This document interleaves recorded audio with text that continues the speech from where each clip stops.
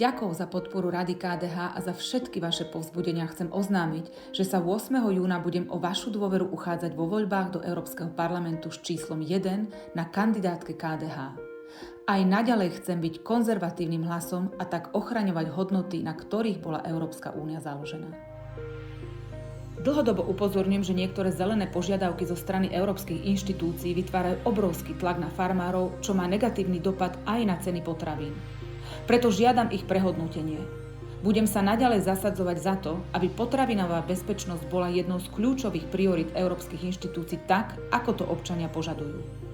Zároveň spolu s KDH vyzývame ministra pôdohospodárstva, aby sa prestal skrývať za protesty. Práve on je najkompetentnejší rokovať v Bruseli o čo najlepších podmienkach pre slovenských farmárov. V spolupráci s platformou Konzervatívne ženy, ktorú som na jeseň založila, a Kresťansko-demokratickou mládežou Slovenska som iniciovala petíciu predstaviteľom vládnych strán, kde sme žiadali okamžitú nápravu nehorázneho zníženia premlčacích dôb pri znásilnení a sexuálnom násilí a aby sa verejne ospravedlnili obetiam, ktorým sa pri svojich vyjadreniach doslova vysmiali do tváre.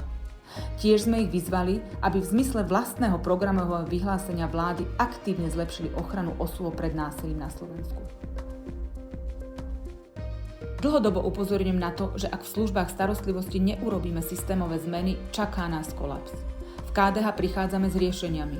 Na tlačovej konferencii sme vyzvali na odpustenie odvodov pre poskytovateľov opatrovateľských služieb ako krízové riešenie, keďže financovanie z eurofondov je aj naďalej veľmi zle nastavené.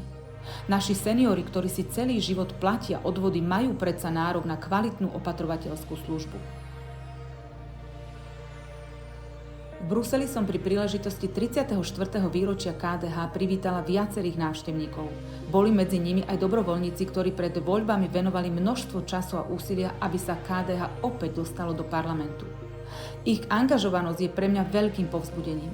Je úžasné sledovať, že KDH má aj po 34 rokoch v sebe toľko energie a verím, že spoločne aj na európskej úrovni pomôžeme posúvať našu krajinu k lepšiemu. Hlasovala som proti nariadeniu o rastlinách získaných novými genómovými technikami.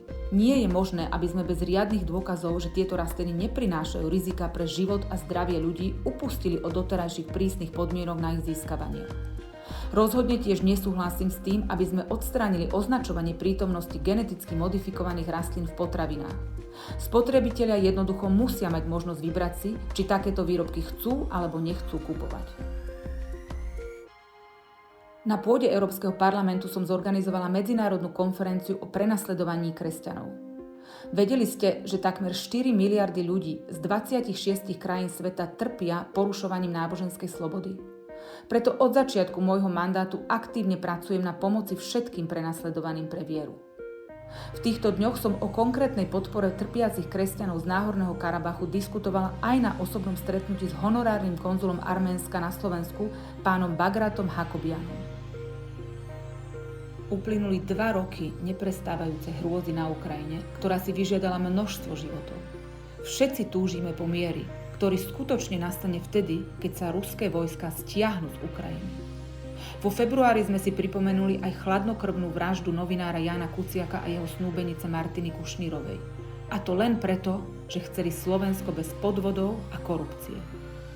Pripomenuli sme si aj smrť veľkých hrdinov Antona Tunegu, Alberta Púčika a Eduarda Tesára, ktorých komunistický režim zabil, lebo odkrývali jeho pravú tvár. Všetky tieto udalosti nám ukazujú, že sloboda a mier nie sú samozrejmosťou a treba ich chrániť.